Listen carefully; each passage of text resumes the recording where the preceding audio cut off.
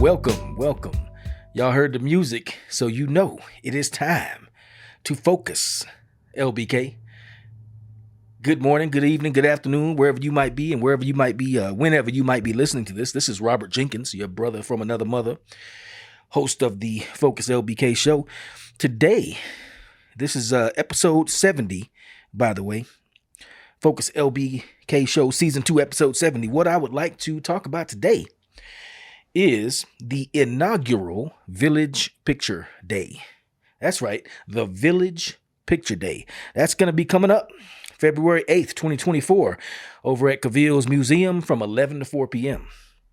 I'm sure y'all can see the flyer right there, but I'm just reading it to you, so I'm going to expound on what the Village Picture Day is. But essentially, what we would like for you to do is bring in your pictures that you might have at home I'm talking about real pictures now, from the photo album or from the shoebox or wherever they might be, your real pictures from the 50s, 60s, 70s, 80s, and 90s. Heck, if you got some from the 40s and 30s of your family or you, your friends, your loved ones, people you know from right here in the LBK, specifically East LBK, East Lubbock, if you got pictures showing people, places, and things from Lubbock, Texas, from the 40s, 50s, 60s, 70s, 80s, and 90s, please bring those pictures to Cavill's Museum, the Museum of African American History, right over here on the 19th and A. Y'all know where it's at. Bring it on February 8th from 11 a.m. to 4 p.m. Now, the reason we would like y'all to bring us those pictures is because we want to scan them. Part of our mission here at the Focus LBK show and at the Focus LBK publication as a whole, because we're much more than just a show, but part of our mission is to, part of it is to elevate the conversation in the community. Another part of it is to preserve and kind of be a memory, a collective memory for the community. Now, the other day, on the show, I was talking to Mr. LaCarl Richardson, Mr. Cosby Morton, excuse me. Both of these gentlemen are stalwart pillars of the community, very involved with everything that goes on, and they both hipped me to something that I did not know about, that wasn't aware of. And it's called the Village. Now, I'm guesstimating, listening to these gentlemen speak, that the Village was a part of Lubbock's history, East Lubbock's history, from about, you guessed it, the 50s, 60s, 70s, 80s, and 90s. Really, I would say 50s, 60s, 70s, because the way they talk about the Village, it was the period before desegregation. And I think Lubbock was officially, desegregated in the 70s, 72 or something like that. It was after that tornado. That tornado really swept through and kind of helped things along. So the Village was a part of East Lubbock history from the 50s, 60s, 70s, and I'm going to say 80s and 90s too, where it felt like a village. And the reason it felt like a village is because prior to segregation, or prior to desegregation, prior to integration, we on the east side were a self-contained little community. We had stores, movie theaters, hotels, all the things. Matter of fact, the other day I was at a meeting over at Estacado, and they were talking about what do we want to see on the east side in the neighborhood plan. Mr. Wilson Bowling from the city of Lubbock leading the meeting there. And it was like, what is the vision for East Lubbock? And really, simply put, when I was listening to everyone give their answers, people seem to really want to see a resurgence of the Village. And in my mind, what I understand the Village to be was like I said, a self-contained little community where you had everything you need in the East Lubbock, really over here in the flats. You had stores, you had cleaners, you had seamstresses, you had restaurants, you had movie theaters, you had hotels, all over here. You had mid-churches. Everything you could imagine was in a self-contained, walkable, peaceful area where everybody in the village, for the most part, seemed to be striving mightily to attain middle class status and to really fulfill the American dream. And they were succeeding. They weren't just trying mightily. They were succeeding, as I understand it. So what we want to do with this Village Picture Day, and we're calling it, of course, the Village Picture Day after the Village, we want to show photos of what the Village was, because we are planning a documentary film about the Village. We're going to have some, now I ain't going to lie to you, this idea just came to us a couple days ago for the pictures and the film, thinking about this Village. And I said, man, we want to do a documentary, but in order to do that, we're going to need community's help. We're going to need some pictures. We're going to need some, I doubt anybody has a lot of video from those days, although it's certainly possible. I know my dad has video from the 70s, 8mm, 16mm, whatever it was. However, I know everybody got some pictures. So y'all, do us a favor, please. Go over grandma's house, your mama house, your auntie and them house. See if you can borrow a few of them good pictures. Get them good ones. Something in the background, how things used to look, how people dressed up, how they used to look when they dressed up, and if they was out at the club, or whether they was going to church, or whether they was at the barbershop or at the store, or you just chilling in the front yard, playing frisbee or something. You know what I'm saying? It don't matter what the subject matter of the picture is. What we want to see is just 50s, 60s, 70s, 80s, 90s. And before, if you got, like I said, if you got 30s and 40s, hey, we'll take them too for sure. The older, the better. But we're trying to do a Village Picture Day. So you bring those pictures into us from the Village, from old school East Lubbock.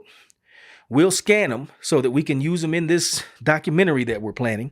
And we also might make artwork out of them. We might use them in articles right here on Focus LBK. We have a plethora of possibilities, but what we need from you is the help to get these pictures. So that's why we want you to bring them in. Now, you might say, what's in it for me? You want to make a film about the Village. We don't want to see a film about the Village, or maybe you do. Well, I'll tell you what's in it for you. Everything is a give and take, you know what I'm saying? You give us these pictures to scan, and we'll give them right back to you. But we will make pictures of you and whoever you bring with you in our studio. Professional, black and white, monochrome, they call it, photos. And we're doing that in honor of these old photos that we're getting. So we're going to give you timeless, classic, professionally lit, professionally taken, printed pictures. Not no digital stuff. We ain't giving you no digital pictures. Don't nobody want no digital picture. I think that's half the problem right there. We ain't got no tangible physical stuff no more. I try to print all my important pictures, and I've just really gone on a printing jag. I've got hundreds of pictures that I'm taking, and of these hundreds of pictures that we're making here at the Focus LBK show, we're always out and about in the community making pictures. We start printing them. There's value in things that you can hold, we believe. So that's one of the things that we're trying to do. We're going to give you in return for you bringing us these pictures from the Village. We're going to make copies of those pictures, give them back to you, and we're going to take professional photos of you and your crew, whoever you bring up there with you. Don't bring like 58 people. I mean, you know, I'm talking about a family group or a couple of friends or whatever, your kids or something, you know what I'm saying, your parents. But we ain't try. Honestly, I don't know if the backdrop and stuff we'll have will be wide enough for more than 5 people. So if you can bring, 1, 2, 3, 4, 5 people, maybe 6, we'll get you posed up. We got a backdrop. We got this whole thing is coming together in our mind. Like I said, it's kind of new. It's something that we just thought of. All the details have not been ironed out, but we know the outlines of the subject. The broad outlines are going to be, you bring us your pictures from the Village, we scan them, and in return, we make pictures of you, professional, timeless, high quality, black and white posed pictures. You know what I'm saying? That way, we can, if you don't have any printed pictures, hopefully you could use these pictures to jumpstart your photo album, something tangible, something you can hold on to. So this is Village Picture Day. Of course, you all know that here at the Focus LBK show, we're greatly inspired by Mr. TJ Patterson, Mr. Eddie Richardson, the founders of the original Southwest Digest. This publication grew out of our desire and our inspiration and the motivation that we received looking at those gentlemen's examples. So, of course, any newspaper is going to have photos in it. So, of course, we take photos. But we've discovered, man, we love taking pictures. I should say making pictures. When you look at all the old photographers, the masters, they don't say take pictures. They say make pictures, because you do make pictures. You got to know how to drive your camera properly. You got to know, it takes skill and effort to get a good picture, to expose a good picture. But then you take it home, you have to develop that picture. You have to make it. Now, true enough, we ain't dipping it in no solutions and chemicals no more. At least I'm not. Some people still do. I would like to do that, but it's only so much time and money in the world. Y'all know what I'm saying? However, you still have to take your picture home, even though you ain't dipping them in no chemicals. You still put them in Lightroom and Photoshop, and it takes every picture you make in the field. You got to go back and basically make it for, could be several minutes at home. If you got 100 pictures that you've made in the field, and first thing you got to do is cull through them, find the good ones. I'm trying to train myself to where I take only the good photos. Don't take photos of stuff that ain't going to be good. Look more than you snap is what I'm trying to do. So look and see the photo before you take it, and then make a good photo and try to make only a handful of photos, but each one be excellent. That's what we're trying to strive toward. That's very difficult to me anyway. And brother Chris Collins out there, he's another community photographer. He might have a better ratio than me. I don't know. He might shoot good pictures every time he pulled a trigger on it. Every time he released the shutter, he probably make a good picture. I don't know. But I know I got to release the shutter several times. I might shoot 3 pictures. Only one of them is good. You know what I'm saying? On a bad day, I might shoot more than that. Don't tell nobody though. But the point I'm getting at is we're trying to perfect this craft and preserve this community, the memory of this community, the collective memory. We're trying to reintroduce certain parts of the memory of this community that people might not even know about, like the Village. I didn't know about it. I bet some people out there listening wasn't aware of it. So, Village Picture Day, ladies and gentlemen. Bring your old school photos from the 40s, 50s, 60s, 70s, 80s, and 90s. Bring them up to Cavill's Museum on February 8th, 2025. I think I put 2024 on my flyer. Oh, I'm terrible with dates. February 8th, 2025. Bring them up to Cavill's Museum, 11 a.m. to 4 p.m. That's going to be Saturday, February 8th. Let us scan those pictures in and get your picture made in return. Beautiful, timeless black and white photos. You know what? Speaking of black and white photos and master photographers and community photographers here in the 50s, 60s, 70s, 80s, and 90s, I chose that date because of the Village, but also there's a gentleman by the name of Eugene Roquemore, who was a community photographer here in East LBK, the ELBK, I like to say. Back in that specific time frame, he got here in 1950 something, after World War II. He's originally from East Texas. So we're making a film about this gentleman. We're so inspired by his example and his effort. Man, I look at his pictures frequently, and his pictures just really show a different side of Lubbock. It's a side of Lubbock that if you didn't know any better, you might not know it ever existed. A side of East Lubbock, a facet of East Lubbock that, like I said, you probably may have never seen. These were proud people with wide smiles and sparkles in their eyes and nice clothes on and tilted brims, teaching, sitting at the barbershop, preaching at funerals, at weddings, in parades, watching football, you know what I'm saying? Watching a Little League game. They doing all kind of stuff. And what I'm saying is they were living life and looking good doing it. And you could just tell by the way they look and the way they carry themselves, they was getting it. You know what I'm saying? Or trying to get it anyway. And so that's why I'm so inspired by this gentleman's photography. His name is Eugene Roquemore. It looks like he went by the name Gene, of course. But several people, at least a couple of people, Miss Shirley Green knew of him or knew him. In fact, she the one told me his name was pronounced Roquemore. And Eric Strong, the late Eric Strong, who founded the Roots Historical Arts Council and helped, get up basically the Community Revitalization Center and Cavill's Museum, helped get all that started. It was his vision. He knew Mr. Eugene Roquemore. Knew him when he was a little boy at the time, but he knew him.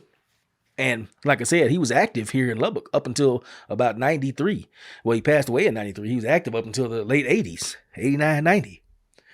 Takes great pictures, man. I look at his pictures and I feel transported back into the village. You can see there's a picture of his that I might put down here at the bottom, might not. But there's a picture of his where there's a parade going right here on 19th Street, where 19th and A is. It's going under the overpass at 19th and A, where them cotton seed storage places is right there. And if you look in the background of that photo, you can see there's businesses and buildings all the way back down the street. Stuff that's not there today. I'm just thinking about why those buildings are not there today. That urban renewal that fizzled out, apparently. But anyway, the point is, this area over here, the Flats, Steen City over there, all these Queen City and Steen City over there, all these locations, man, they was full of black houses, black businesses, black schools, black everything. And I'm not excluding our white brethren, Caucasian flavored brethren, from this discussion at all. I'm just saying, at those times and in those days, there seemed to be something special on the east side among black Lubbockites that is missing today. And it's funny, man, I hate to say it, but it looks like part of the reason that stuff is missing is because of desegregation. You enter into a larger competitive world, and the smaller businesses that were serving a kind of a contained clientele over here, apparently they had some problems staying in business. Also, some people would tell you that the city, once those businesses had to comply with the codes and ordinances of the wider city, some of them were not able to make it. Anyway, we don't want to get super deep into that, because let's face it, I wasn't even born then. That's why we have guests on the shows. We can talk to people who are in a better position to understand and explain to us. But this Eugene Roquemore, man, Eugene Roquemore, dope pictures. He was from East Texas, Henderson, Texas, came over here. Timpson, Texas, where he's born. I think he lived in Henderson for a while. I got frat brothers from Henderson. Shout out to Brandon, my cats, my Phi Beta Sigma brothers, blue and whites, you know what I'm saying? Blue Phi and all that. But he was from Henderson. So I know the area well because I went to Wiley College. That's another thing I love about learning the history of Lubbock. So many of our early settlers and greatest citizens from the 20s, 30s, 40s, and 50s on the black side of town here in Black Lubbock, so many of those people came from Wiley College, from Texas College, Texas Southern. Why, of course, they couldn't go to Texas Tech at the time. Sad to say, but the point is, those historically black colleges and universities was really punching above their weight and pulling their weight fully, delivering us a whole generation of leaders that, because East Texas, as I understand it, was worse as far as racism and Jim Crow, they came to Lubbock. And I've actually read in their own words, like E.C. Struggs, for example, Dr. Struggs, Doc, Prof, they called him Prof Struggs. He said in his own words that the racism was worse in East Texas. So people like, Lubbock is racist, Lubbock is racist. Well, I don't know, maybe so, but it seemed like it was less racist than East Texas, you know what I'm saying? Very interesting. That's what Malcolm X said, the study of history, of all the areas of study or inquiry, the history is the area most qualified to reward your research, something to that effect. That's what he's talking about. You learn all these little jewels and it gives you perspective on things. And that's what we're talking about here with these pictures, this Village Picture Day. We're talking about perspective.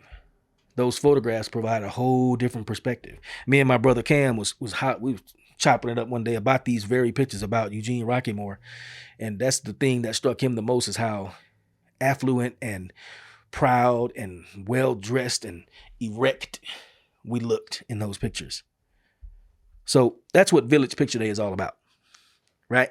It's about getting it done, exchanging, taking those pictures, scanning them, your pictures, your old school pics, scanning them, preserving them, and using them in an upcoming documentary. So hopefully we will see you guys down at Cavell's Museum, February 8th, 2025 at 11 a.m. to 4 p.m. Come on by and bring us them old school pics.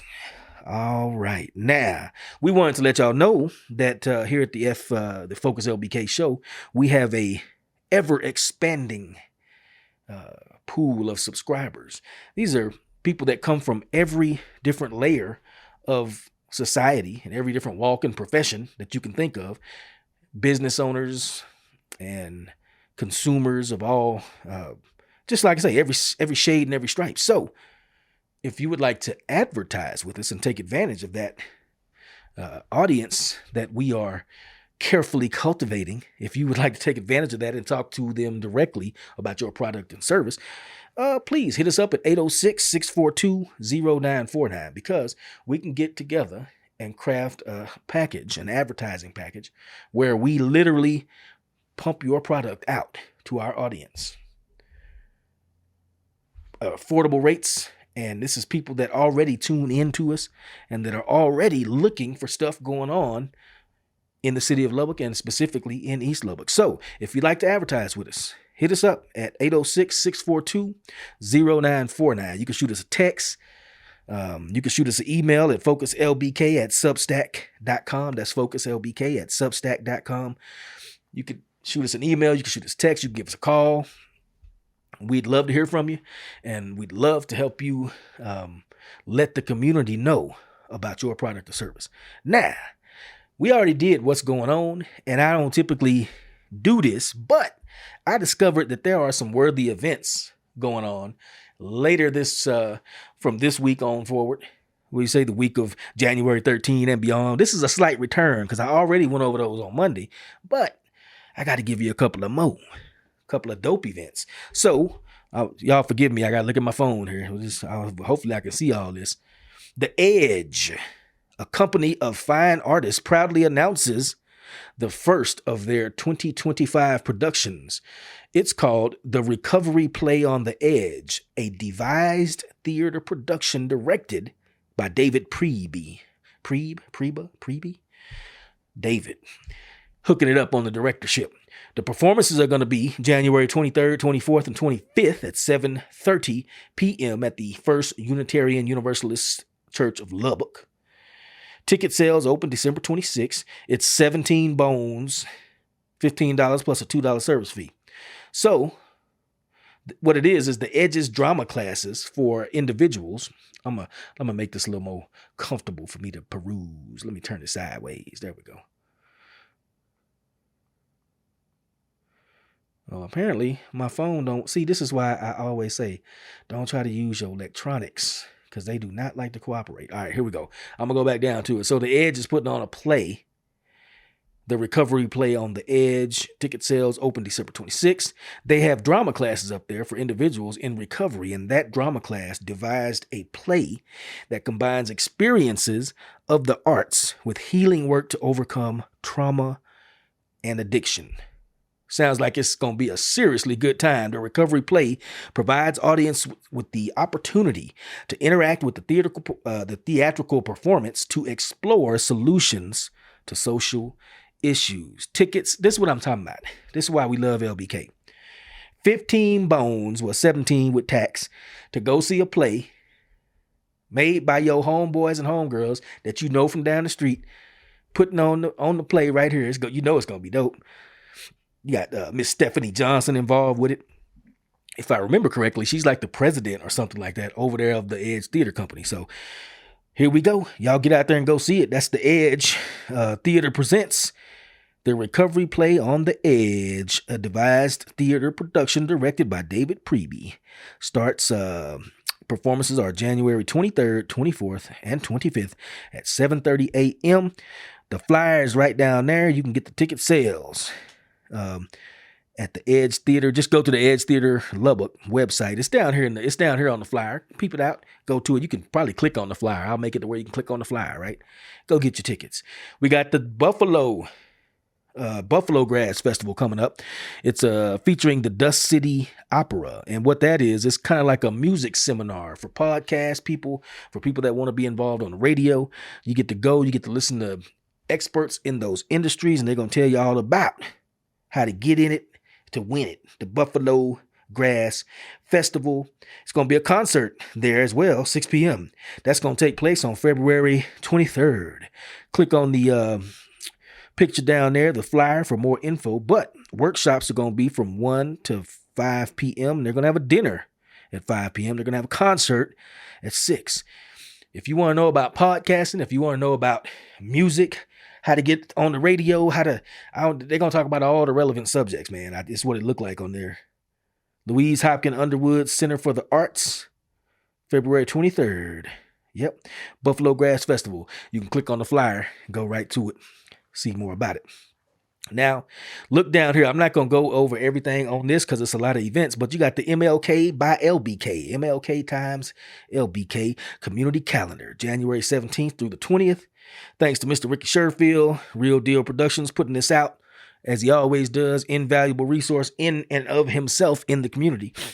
But you got the MLK Day build, Lubbock Habitat for Humanity. You got MLK Day food giveaway at the East Lubbock Art House. You got the Dream Exchange at the TJ Patterson Library. MLK Day at the Garden, the Roots Booker T. Washington Community Garden, 2109 Cedar Avenue, right over here. They're going to have all kind of events that day. Peep this flyer out to get the details because it's there. And I think there's probably going to be more stuff added to it over time. Maybe not. It's coming up real quick. That's this weekend, I think. Now, April 12th, you got Life Together 2025 Couples Workshop. Me and lovely wife attended one of these workshops a few months ago. It was dope. Learned a lot. It's going to be at the YWCA on April 12th, 9 a.m. to 5 p.m. That's the Life Together 2025 Couples Workshop. It's going to have Dr. Gaston Rougeau Burns. It's going to have Madison Bishop. It's going to have Dr. Dane Eggleston, Dr. Megan Thoen, Bethany Luna, and Shane Walker.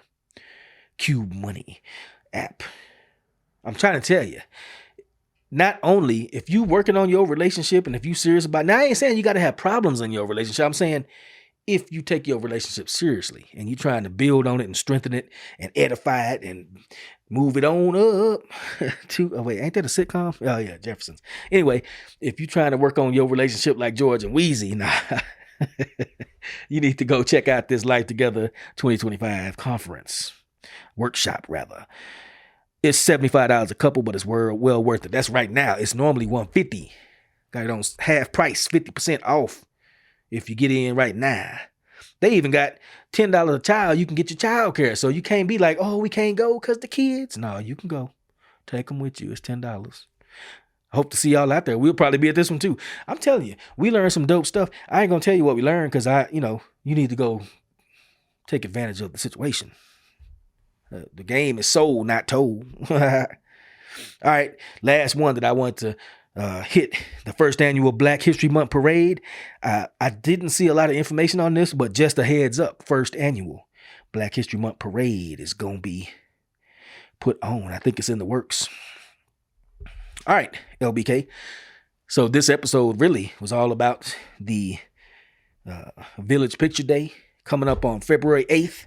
11A to 4P over at Cavell's Museum right down here. I think that's going to be a dope production. There's all kind of good stuff going on. And just remember, man, pictures are important. History is important. These things that some of us think are boring and I don't know, they are so inspirational to me. And one of the reasons they're so inspirational is just like I said, they to me, the whole point of studying history is understanding how your people, and those could be black people, they could be Lubbockites, they could be Americans, it could be your religious cohorts, it could be your age cohort, it could be your racial cohort, whatever. How your people dealt with problems. There's nothing new under the sun. I think it even says that in the Bible. You know what I'm saying? Ain't nothing new under the matter of fact, that comes from the Bible, if I'm not mistaken. It ain't nothing new under the sun. Everything that we're dealing with today, our ancestors have dealt with the exact same thing. And that's to me why I like to study history, because you get to see what their attitudes were, what their solutions were, how they dealt with things. Some people like to use history to point back and just make you mad. See, they used to, okay. We all know about that. We all know about that. Even if you think we need to know more about it, I don't want to know more about it just to point fingers. I want to know more about it to figure out how my people, the people who made me, the people from whom I am descended, how did they do it? When they was in hard times, what strength did they call on? What ingenuity did they dig out from within themselves? That is the purpose of studying history. It's like trying to drive down the street. You're on a busy freeway in Dallas somewhere, trying to navigate going 70, 80 miles an hour on the freeway, but you ain't got no rear view mirror. And you want to get over, but you ain't got no side mirrors to look back. You ain't got no rear view mirror. You just driving. All you can't really look back because you're driving too fast. There's traffic everywhere. History is that rear view mirror and them side view mirrors to help you get perspective on what came before, so you can know how to deal with things in the present and going forward. That's the point of history to me. So, thank you, LBK. I'm gonna get down off my preacher's stool. What they call it? Get off my soapbox. Get down off my soapbox about history. I know y'all like, he crazy. He like history. Yeah, he is crazy and he do like history. Try to make y'all like it too. So, if you don't mind, bring them pictures in. The Cavell's on the 8th of February, and let's make some history. Take some history and make some history and make some good pictures. Thank y'all for tuning in. This is your brother Robert Jenkins, host of the Focus LBK show. We'll catch y'all next time. Peace.